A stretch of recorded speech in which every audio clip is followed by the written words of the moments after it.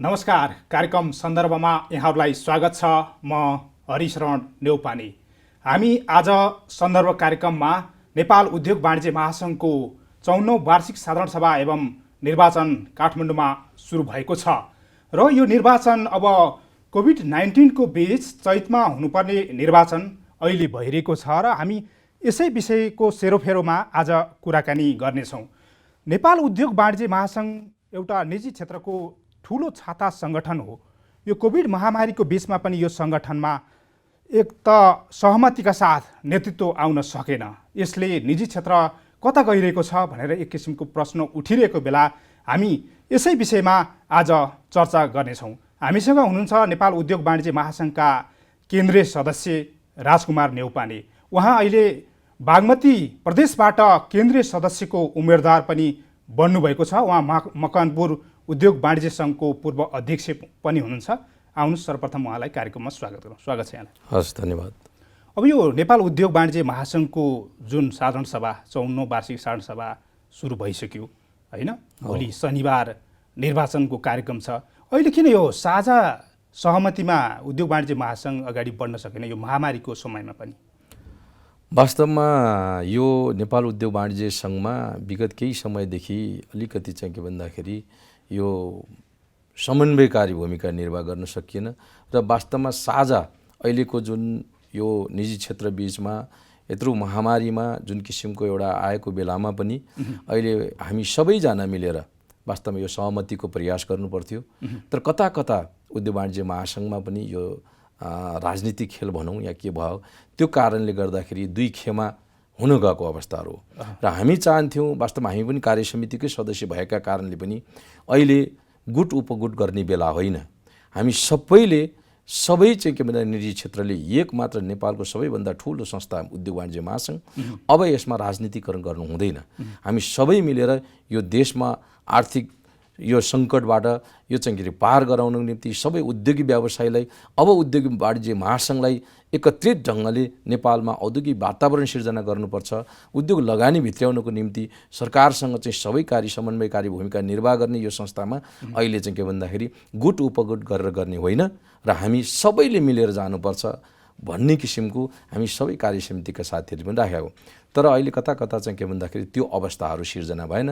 यसले कता डोर्याउँदैछ भन्ने कुरा हामी पनि सबैजना चिन्तित भएका अवस्था छन्। तपाईँ एउटा खुल्ला तर्फबाट केन्द्रीय सदस्य भएर प्रतिनिधित्व गरिरहँदा तपाईँ लगायत तपाईँको टिमको कार्यकाल कति सफल रह्यो, के रह्यो?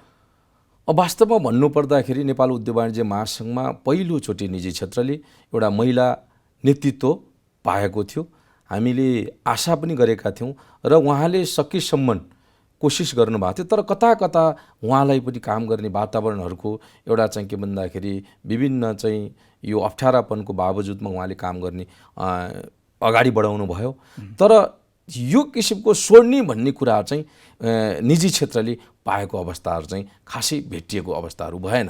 अब हामी के चाहन्छौँ भन्नु भन्दाखेरि सङ्कटको घडीमा नेपाल उद्योग वाणिज्य सङ्घको यो कार्यकाल चाहिँ के भन्दाखेरि समाप्त हुन पुग्यो। अब हिजोको दिनलाई पाठ सिकेर अब उद्योगिक व्यवसायले नयाँ नेतृत्व चाहिँ के भन्दाखेरि विधानअनुसार स्वतः वरिष्ठ उपाध्यक्ष अध्यक्ष बन्ने प्रचलन छ। नेपालमा यस्तो नेतृत्व पाएको छ अहिले जसको उद्योग व्यवसाय देशभर रूपमा फस्टाएको अवस्थामा पाएको छ। अब भोलिदेखि चाहिँ के भने हुने निर्वाचनबाट अध्यक्ष स्वतः शेखर गोल्छाज्यू हुनुहुन्छ। उहाँ देशकै ठुलो सञ्जाल बोकेको एउटा व्यावसायिक क्षेत्रको घरानाको हुनु पनि हुन्छ।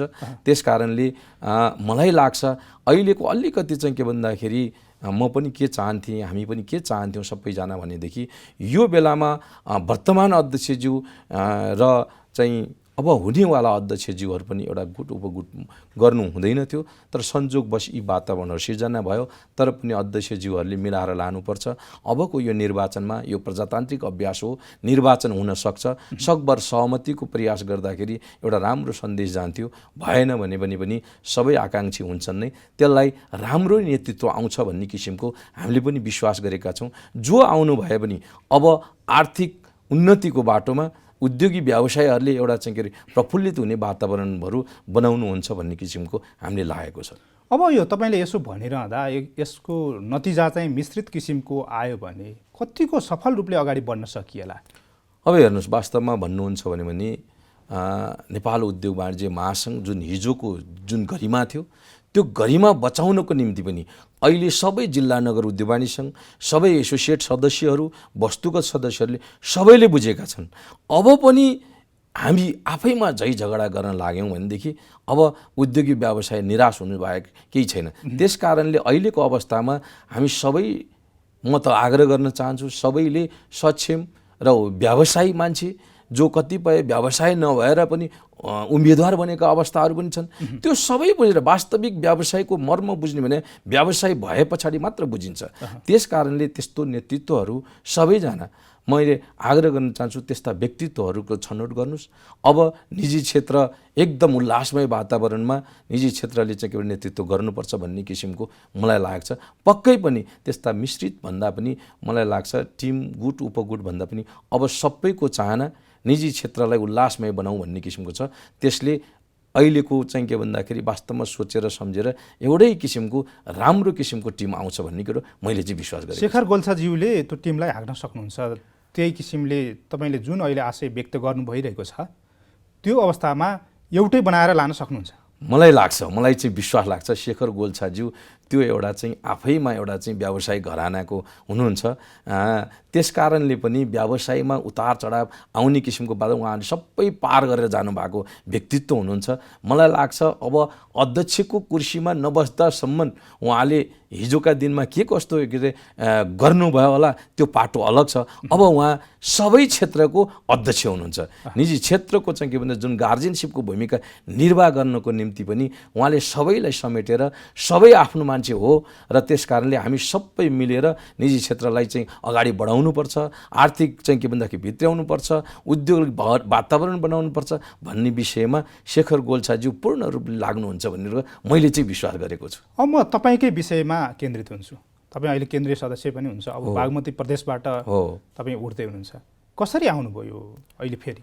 अब यस्तो छ, हेर्नुहोस्, मैले नेपाल उद्योग वाणिज्य महासङ्घमा वास्तवमा भन्ने हो भने म जिल्ला उद्योग वाणिज्य सङ्घबाट मकवानपुरमा एउटा चाहिँ सानो व्यवसायबाट सुरु गरेर मकवानपुरका सबै व्यवसायीहरूले मलाई चाहिँ के भन्दाखेरि भोट दिएर अध्यक्ष बनाउनु भयो। अध्यक्ष बनाइसके पछाडि कता कता जिल्ला अध्यक्ष बनिसके पछाडि नेपाल उद्योग वाणिज्य महासङ्घ यति ठुलो संस्था, त्यो ठाउँमा हामीले प्रतिनिधित्व गर्नुपर्छ भन्ने किसिमले म पनि निर्वाचनमा गएको थिएँ। योभन्दा अघिल्लो पटक मलाई सबैले भोट दिएर मलाई केन्द्रीय सदस्य बनाउनु भयो र अहिले नेपाल उद्योग वाणिज्य सङ्घको विधानअनुसार 2 कार्यकाल भइसके पछाडि केन्द्रीय सदस्य भइसकेपछि बल्ल पदाधिकारीको चाहिँ के भन्दाखेरि चयन गर्नको लागि यो लाइसेन्स प्राप्त गर्छ भन्ने किसिमको पदमोह रह्यो। तर अब यसलाई पदमोह भन्दाखेरि पनि नेपाल उद्योग वाणिज्य महासङ्घमा वास्तवमा कार्यसमिति सदस्य बनेर जाँदाखेरि औद्योगिक वातावरण बनाउनलाई समन्वयकारी भूमिका निर्वाह गर्नको निम्ति पनि यो मकवानपुर उद्योग वाणिज्य सङ्घको नेतृत्व सम्हाल्दै गर्दा अब केन्द्रीय सदस्य बनेर पनि मकवानपुर जिल्ला अहिले बागमती प्रदेशको राजधानी पनि भएको छ। त्यसमा सबै क्षेत्रको त्यो ठाउँमा प्रतिनिधित्व हुन्छ।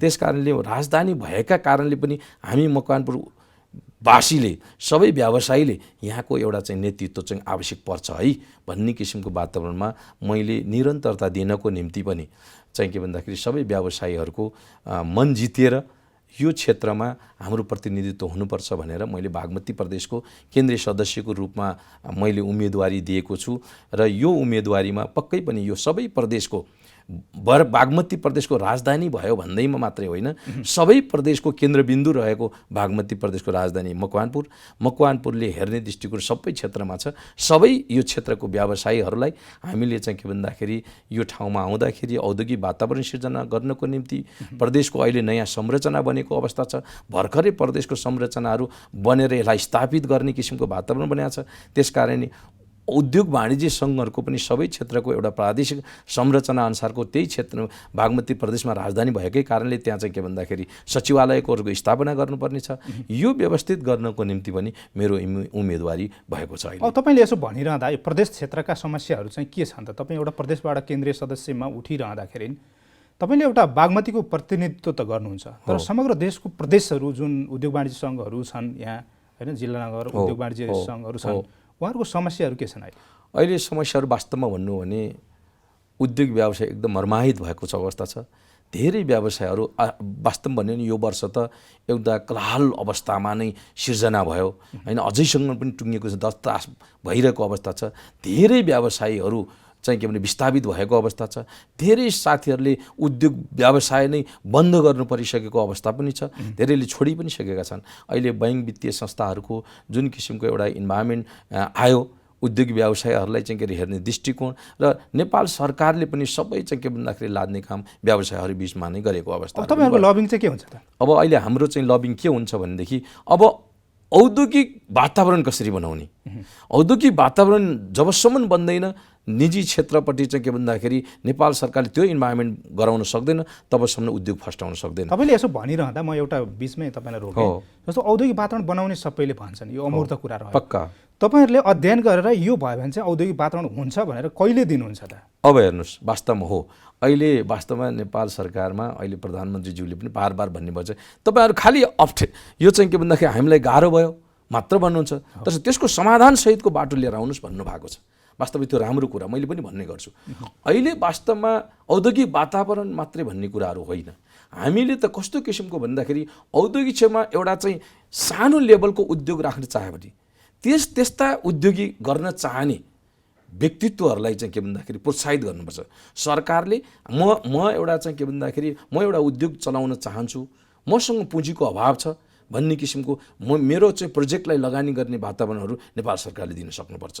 त्यसकारणले त्यो वातावरण लिएर आएको चाहिँ के भन्दाखेरि व्यक्तित्वहरू त्यस्ता उद्योग सञ्चालन गर्छु भनेको युवा उद्यमीहरूलाई प्रोत्साहित गर्नको निम्ति त्यो प्रोजेक्टको आधारमा नेपाल सरकारले लोन दिने वातावरण गर्यो भनेदेखि बल्ल उद्योगिक चाहिँ व्यवसायहरू भित्रिन्छन्। नेपालमै लगानी भित्रिनको निम्ति वैदेशिक लगानी ल्याउनुपर्छ भन्ने किसिमको नेपालमा थुप्रै युवा उद्यमीहरू अब आज हामी लगानी गर्छौँ मसँग के लाग्छ, तर मलाई सपोर्टिङ पोइन्टहरू चाहिँ के भन्दाखेरि सरकार अब यहाँ समस्या पुँजीमा मात्रै हो, पुँजीमा मात्रै होइन नेपाल सरकारको नीति निर्माताहरूमा पनि छ। नीति नै कस्तो छ भनेदेखि एउटा सेक्टरबाट लगानी गर्ने वातावरण भन्छ, अर्को सेक्टरले रोकिदिन्छ। एउटा मन्त्रालय बिचमा चाहिँ के भन्दाखेरि समन्वयकारी सरकारले भनेको छ त एकदुवार नीति हामी कायम गर्छौँ भनेको छ। यो भन्ने मात्र हो, हेर्नुहोस् यो भने मात्रै छ। अहिलेसम्म त्यो किसिमको इन्भाइरोमेन्ट छ। मैले हेटौँडा औद्योगिक नेपालको सबैभन्दा ठुलो औद्योगिक हामीले पढ्ने गरेको पहिला पनि त्यो पनि हो। नेपालको सबैको क्षेत्रफलको आधारमा नेपालमा औद्योगिक क्षेत्र वातावरण मकवानपुरमै छ, तर त्यही चाहिँ उद्योग गर्ने वातावरणहरू बनिसकेको अवस्था छैन। अब अन्य क्षेत्रमा त अझै चाहिँ कति अप्ठ्यारापनहरू भएको होला भन्ने कुरो त्यो छ। हामी बोल्छौँ एउटा, सरकारले पनि, तर गर्छौँ एउटा। त्यस कारण त्यो जबसम्म अब यहाँ कतिपय कुराहरू हेर्नुहोस्, अब मन्त्रीज्यूहरू ल यो काम गर्ने भन्नुहुन्छ, तर यहाँका चाहिँ के भन्दाखेरि कर्मचारी उहरूले चाहिँ त्यो काममा चाहिँ अगाडि बढाइराख्नु भएको हुँदैन। यो कता के नमिलेको सरकार र चाहिँ ब्युरोक्रेसी के नमिलेको भने जस्तो हुन्छ र चाहिँ के भन्छ त्यसले गर्दा अप्ठ्यारो बनाउँछ। जबसम्म सरकारले ती चिजहरू बुझ्न सक्दैन कहिले पनि औद्योगिक वातावरण एउटा तपाईँले यो अरूलाई दोष लगाइरहँदा उद्योगीहरूलाई लाग्ने दोष के हो भने तपाईँहरूलाई आफूलाई सफ्ट्यारो भयो भने तपाईँहरू जोसँग पनि लपक्कै मिलेर आफ्नो काम सल्ट्याउने अनि अरूको विषय जेसुकै होस् भन्ने गर्नुहुन्छ अरे नि। अब हेर्नुहोस्, वास्तवमा हामीले पनि खोजेको कुनै पनि नेतृत्व पङ्क्तिमा गएर स्वार्थहीनबाट बसेर नेतृत्व सञ्चालन गर्नुपर्छ भन्ने किसिमको म चाहिँ पर्छु। हेर्नुहोस् होइन, अब कसैले जहिले पनि निजी क्षेत्रको नेतृत्व गरिसकेपछि मेरो उद्योग मात्र राम्रोसँग फस्ट्याओस् भनेर होइन कि समग्र देशभरिको उद्योग चाहिँ फस्टाउनुपर्छ भन्ने किसिमको त्यसो नीति निर्मातामा हामीले त्यो चाहिँ के भन्दाखेरि एजेन्डा लिएर जान सक्नुपर्छ। एउटा म तपाईँलाई यहीँ रोकेँ क्या, जस्तो सरकारले तपाईँहरूलाई सहभागी बनाएर यो नीति निर्माणदेखि सबै विषयमा पछिल्लो समय सहभागी गराएको छ, तर तपाईँहरूले भनिरहेको औद्योगिक वातावरण चाहिँ किन बनिरहेको छैन त? तपाईँहरू आफै सहभागी हुँदा बन्न किन नसके? अब यस्तो छ हेर्नुहोस्, हामीले उद्योग वाणिज्य महासङ्घले जुन किसिमको चाहिँ सरकारलाई एउटा चाहिँ के भन्दा निर्देशिका दिएको हुन्छ, हामीले सबैले छलफल गरेर अब चाहिँ सरकारले चाहिँ यो औद्योगिक क्षेत्र वातावरण बनाउनको निम्ति यस्तो प्रक्रिया चाहिँ गरिदियोस् भनेर जब लिएर गइन्छ खालि टेबलमा बस्ने किसिमको वातावरण मात्र हुन्छ। तर हामीले दिएको कुराहरू तपाईँहरूले दिएको तपाईँको आशय मैले बुझेँ, तपाईँहरूले दिएको कुरा सुनिन्न भने त्यहाँ चाहिँ किन गइरहने हो त? अब यस्तो छ हेर्नुहोस्, अहिले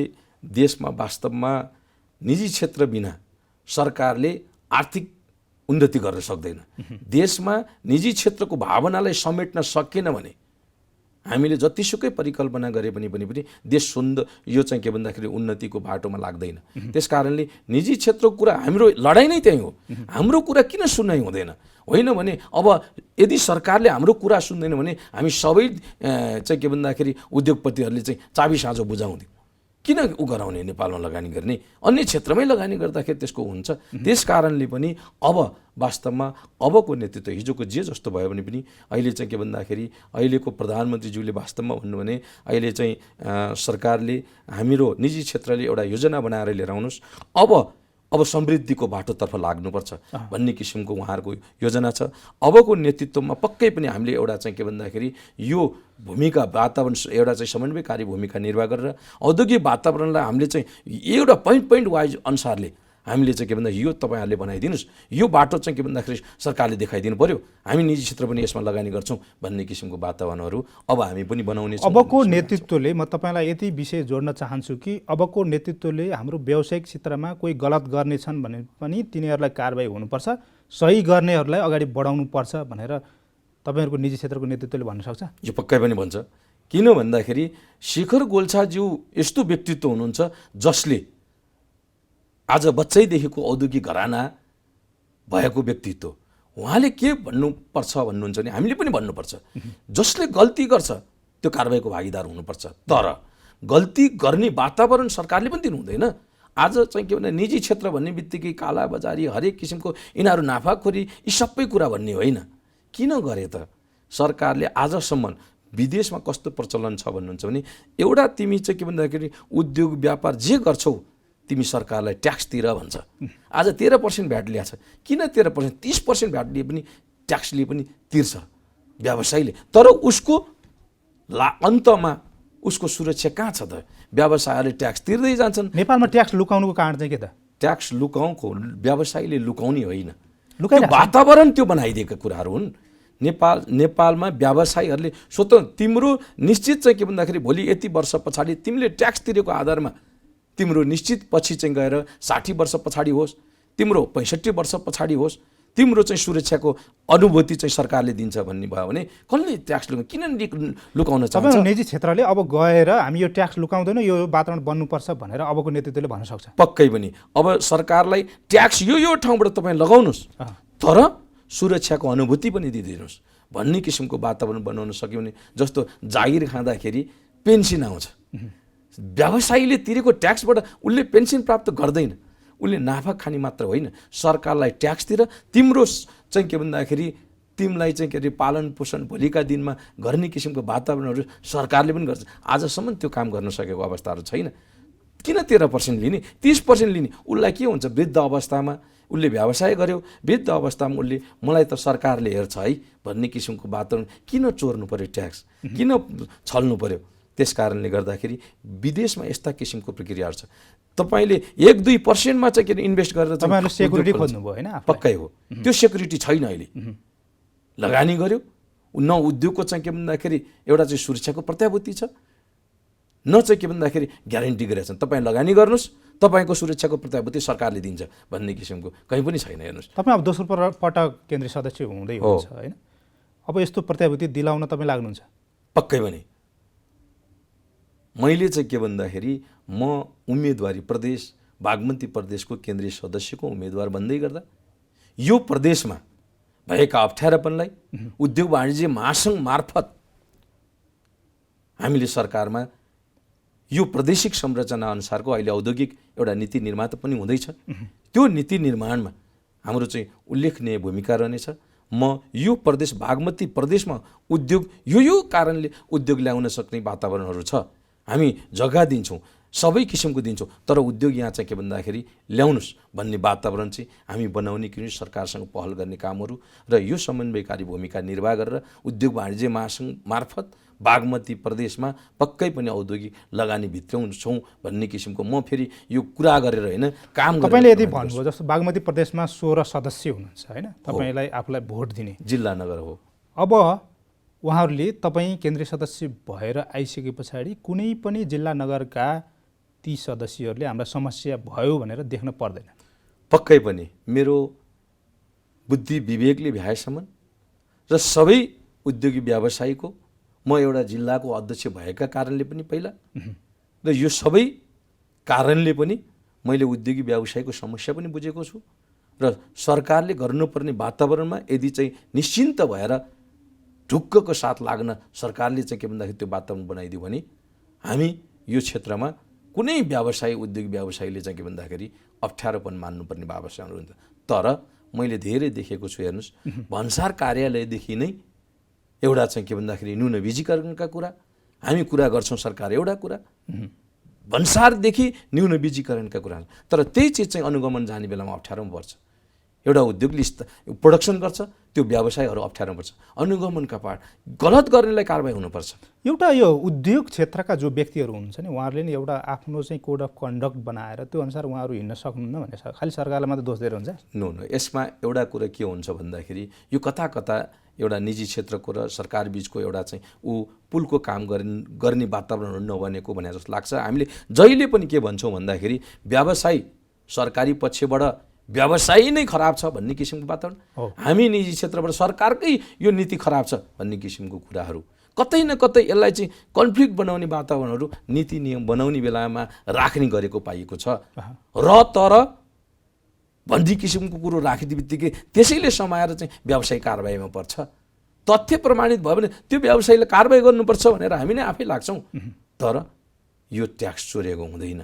व्यवसायीले गलत गरेका कुरा छन्, तिमीले ट्याक्स छल्याछौ यहाँ भनेर डाइरेक्ट भन्यो भने हामी सबैले उसलाई कारबाही गर्नुपर्छ भन्ने कुरा हामी पनि लाग्छौँ। तर कता कताबाट त्यो वातावरण बनेको अवस्था छैन। हामीले के भन्छौँ भने हेर्नुहोस्, मन्त्रीज्यू अनि प्रधानमन्त्रीज्यूहरूलाई यो कुराहरू थाहा हुन्, तर तिनै कर्मचारीहरूले गर्दाखेरि यो वातावरणहरू बनिसकेको अवस्था छ। त्यस कारणले वास्तविक यो अनुगमनको पाटो त्यहाँ हुनुपर्छ, भन्सारदेखि अनुगमनको पाटो हुनुपर्छ। त्यसो भने यो क्षेत्रको धेरै समस्या समाधान हुन्छ। अब यो भर्चुअल माध्यमबाट भइरहेको महासङ्घको साधारण सभा एवं निर्वाचनको जुन अहिले कठिनाइ छ, यो बारे थोरै कुरा गरौँ। तपाईँले कसरी लिनुभएको छ यो साधारण सभा र निर्वाचनलाई? वास्तवमा हेर्नुहोस्, यो म चाहिँ के भन्छु भने नेपाल उद्योग वाणिज्य महासङ्घको यति ठुलो छाता सङ्गठन र यो संस्थाको साधारण सभा भनेको वास्तवमा चैतमै हुनुपर्थ्यो र यति लामो सन्दर्भमा यो कोभिडका कारणहरूले भएन। तर अहिले हुनुपर्ने साधारण भर्चुअलबाट हुनु हुँदैन थियो। आज हेर्नुहोस्, जतिसुकै हामीले कुरा गरे पनि बजारमा भिडभाडका कुराहरू हेर्नुहोस्, हरेक क्षेत्रमा भिडभाडका कुराहरू हेर्नुहोस्। तर यो साधारण सभा भनेको बहुत चाहिँ के भन्दाखेरि देशको सबैले, अन्तर्राष्ट्रिय जगतले नेपाल उद्योग वाणिज्य महासङ्घको के हुँदैछ त, साधारण सभा कस्तो नीति ल्याउँदैछ त भन्ने किसिमको वातावरण बन्थ्यो। तर भर्चुअल गर्नुपर्दाखेरि हामी कार्य समितिका सदस्यहरू नै त्यो चाहिँ के भन्छ उसमा बस्न पाएनौँ। दुःख लाग्दा कुराहरू छन्। तर जतिसुकै दुःख लाग्दा भए पनि अब अहिलेको साधारण सभा देशकै परिस्थितिले गर्दाखेरि यसरी भर्चुअल गर्नु परेको हो। यो अवस्थामा पनि कमसेकम साधारण सभा सम्पन्न हुन जाँदैछ र यो सम्पन्न भए पछाडि सरकारले पनि अब निजी क्षेत्रलाई यसलाई अन्यलको वातावरण गर्न दिनु हुँदैन भनेर गृह मन्त्रालयले पनि स्वीकृति दिएको अवस्थाहरू हो। त्यस कारणले अब हामीले निजी क्षेत्रले सबै किसिमको एउटा वातावरण बनाएर यो चाहिँ के अरे कोभिडका कारणले यो सुरक्षाको अनुभूति गराएर अहिले चाहिँ निर्वाचन हुँदैछ। त्यो निर्वाचनबाट सबैले चाहिँ के भन्दाखेरि राम्रो नेतृत्व पाउनुहुनेछ र यसमा यो कोभिडको चाहिँ पनि ध्यान दिएर म आग्रह पनि गर्न चाहन्छु, यसलाई सबैले सुरक्षाको अपनाएर, सुरक्षा विधि अपनाएर यहाँ निर्वाचनमा भाग लिनुहुनेछ भन्ने किसिमको मैले विश्वास लिएको छु। अब हामी कार्यक्रमको अन्त्यमा छौँ। अबको नेतृत्वले यो कोभिड महामारीदेखि अहिले थलिएको जुन व्यवसायिक समस्यादेखि सबै समाधान गर्न तपाईँले छोटकरीमा भनिदिनुहोस् के गर्नुपर्छ? शेखर गोल्छा ज्यूको जो नेतृत्वमा अरू पनि जुन समूह आउँछ उहाँहरूले 1, 2, 3मा के गर्नुपर्छ? अब हेर्नुहोस्, यो कोभिडको उसमा गरेर अहिले हामीले 3 ठाउँमा निर्वाचन राखेको छ। यसमा चाहिँ सबै सुरक्षा विधि अपनाएर 25-25 जना गरी निर्वाचनमा भाग लिने भन्ने किसिमको पनि गरेका छ।